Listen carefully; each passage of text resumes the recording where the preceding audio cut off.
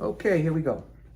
I've got this little tool set I bought a while back for working on like my MacBook and some things like that. And it's a tiny little screwdriver set. And apparently you need a tiny little screwdriver, a little Phillips head, to take the battery out of this wand. So I'm going to take this little compartment open. A tiny little Phillips head. And I do mean tiny little Phillips head, very tiny. It says it's a, I don't know, can't even read it. It's a number 0 Phillips head, so if that means something to some of you out there, that's fine.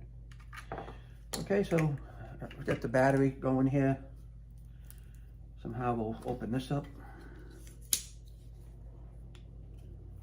All right.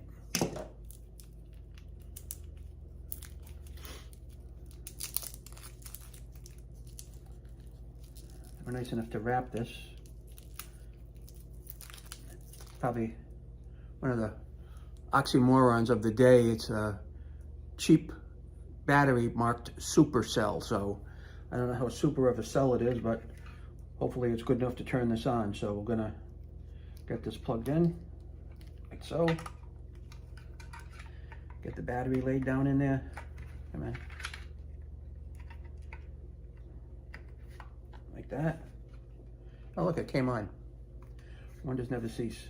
And then there's an on-off switch on it. And we'll put the cover back on this little baby. Doesn't seem to be in there right though. It's kind of bulging. I'm not sure exactly what the deal is here.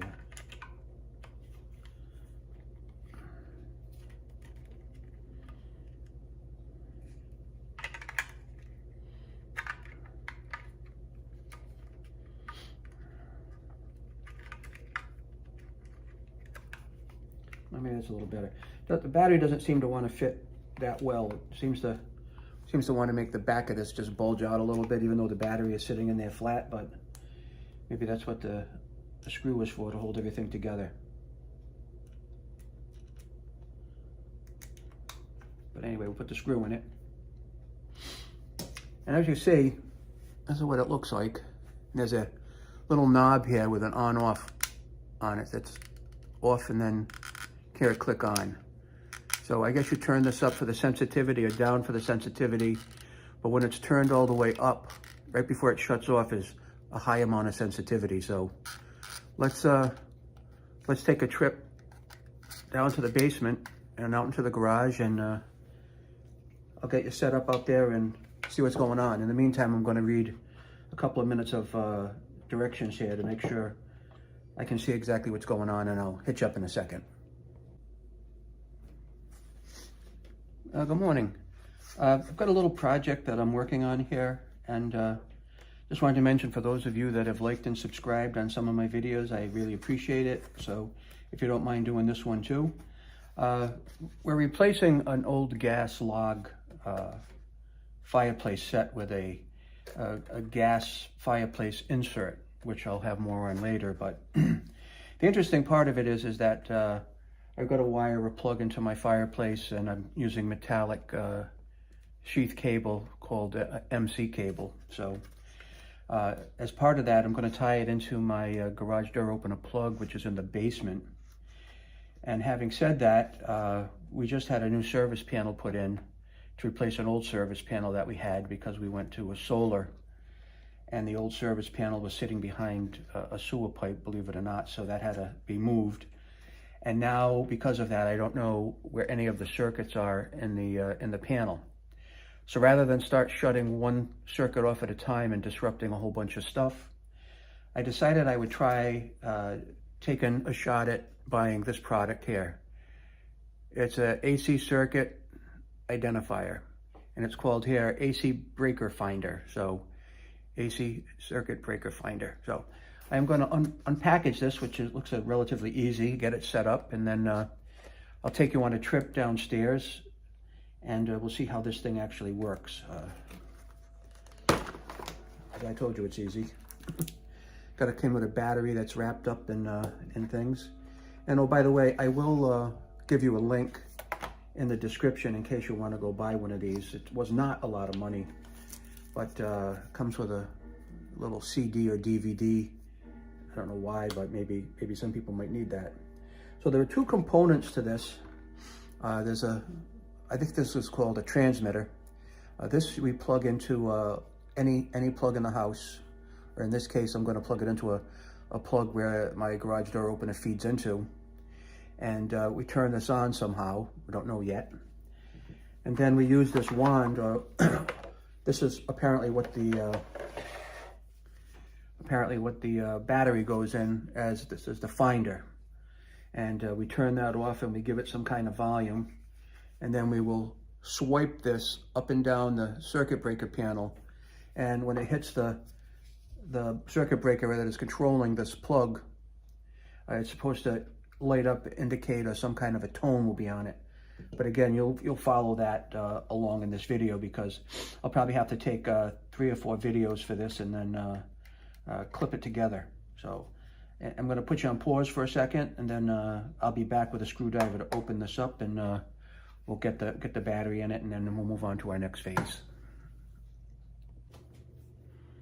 One thing I wanted to mention that's found a little cool feature is on the transmitter plug. You always wonder if you're going to lose a part and maybe find one and not the other. But in the bottom of this, there's a little holder for it. So when you're done using it, you just plug it in there and you're good to go. Now, on this, which is also a circuit tester as well as something that will emit a signal for me to be able to find it in my my fuse panel, my circuit panel, it's all kinds of indicators on here as far as, you know, what's good or bad, looking for the ground, looking for the good AC, looking for the hot leg. So there's quite a bit of information on here. I'm not exactly sure what the red button is for yet, but it says,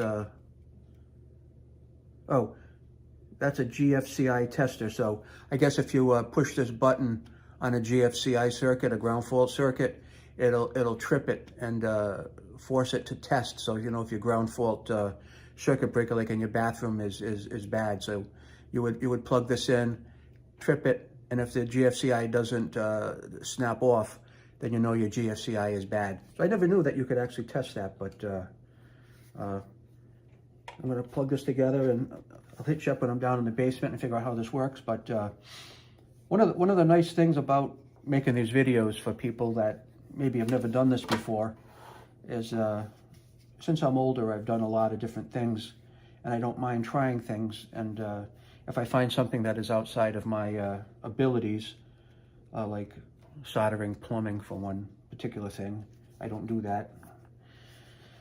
I'll make a video now because I've got time in my hands, and I figure it might help some other people. So when you take several videos like this, I don't know if anybody else out there does make any videos, but you always wonder. So I make videos on my iPhone. I've got an iPhone 12 Pro Max, and I'm fortunate that iPhone has half a gig of data in it, which is a lot, so it holds a lot of film, and it's got a great camera on it.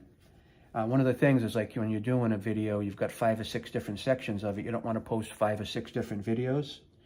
So I learned that you can use iMovie, which is an Apple product, and basically you open iMovie and you just take all the clips you made. You can combine them in one continuous film, although you'll see breaks when little changes happen in the video, but you'll be able to post one video no matter how many segments are in it.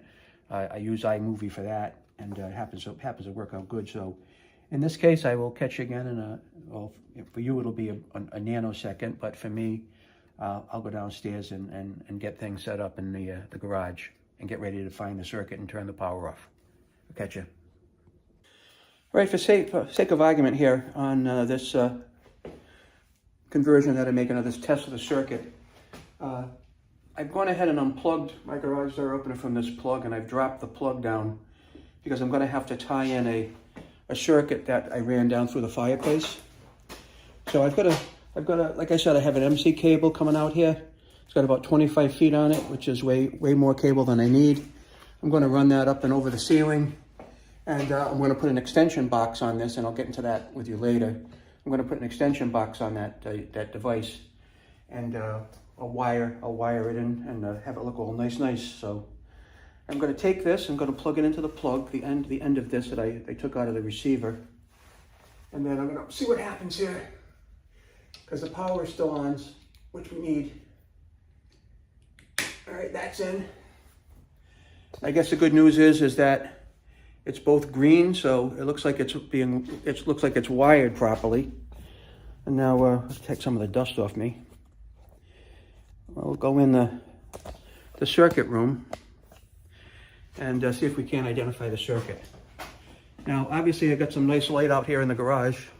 All right, and with the light in the garage, when we shut the circuit off and we come back, those lights should actually be off, because I believe they're tied into the same thing that the garage door openers are tied into. Does anybody else have a little messy basement? I mean, I kind of do, but it's one of those projects.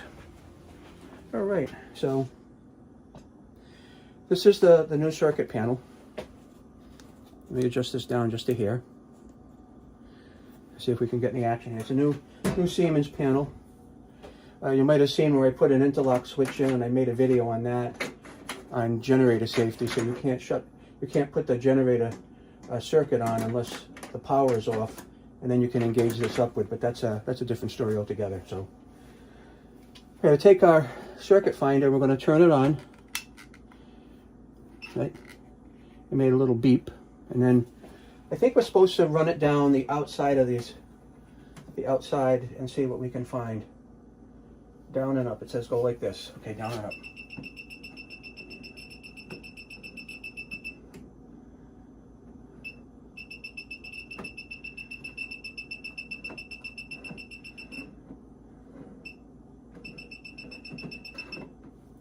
Well, that's not the desired result. Maybe I have to turn the sensitivity down on it, because pretty much everything was going off here on every breaker.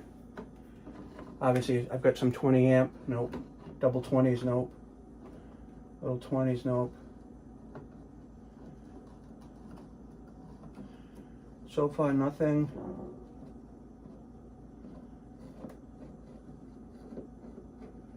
So far, nothing.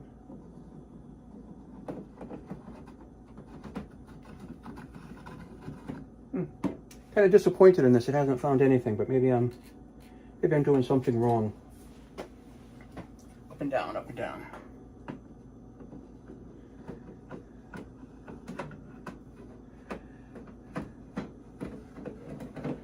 Nothing.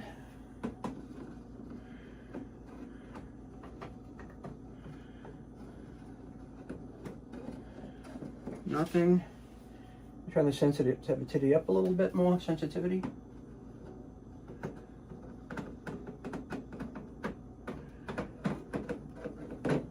Nothing. I'm kind of surprised. Oh, there's something. There it is. You'll see. Come down here. Looks like it's this circuit right here that I'm on. So I'm going to shut that one off. And obviously it went off because there's no more signal coming from the garage. So let's shut this little baby off now and go see exactly if that was the one that we need. So it looks like you had to play with the sensitivity on that a little bit and just get it kind of like a little more than halfway up, so that it's not reading electricity from the other circuits, or maybe it was finding some signal bleed over. And if we open this door, we should have some darkness.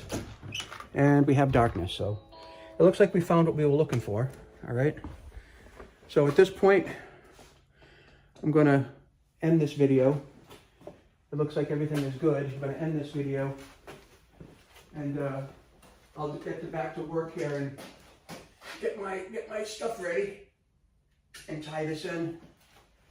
But I do appreciate you taking a couple of minutes to watch my video, and I have shut it off with the power button, and I'm storing this in the base where it belongs. Then I'm going to put it in a bucket that I have marked with my electrical tools on it. So I decided to store things in, like, the Home Depot with the Lowe's buckets, the 5-gallon buckets. I've gotten a bunch of those, and like my electrical tools I'll put in one, My general wrenches and pliers I put in another, some sockets and drills and drill bits I put in a third. And whenever I go out and help the kids, which I will from time to time, I'll end up having to take some tools with me. So instead of foraging around for exactly what I'll need, I end up just grabbing the bucket, bringing the whole bucket with me. So that kind of makes sense for me and makes life easy. So again, this was the Extech circuit breaker finder, and the product number is CB10. And if you're looking for something like this, I'm going to put a link down in the description. So feel free to buy one if you don't have one. As you can tell, I've got a pretty big panel and there's a lot of circuits to find. So I'll probably have my wife walk around the house and plug this in, and I'll stay down in the basement and try to find and identify the circuits now that we have a new panel, and make up a chart, get them all labeled and put them on there. But again, like and subscribe if you can, and thanks for stopping by. Have a good day.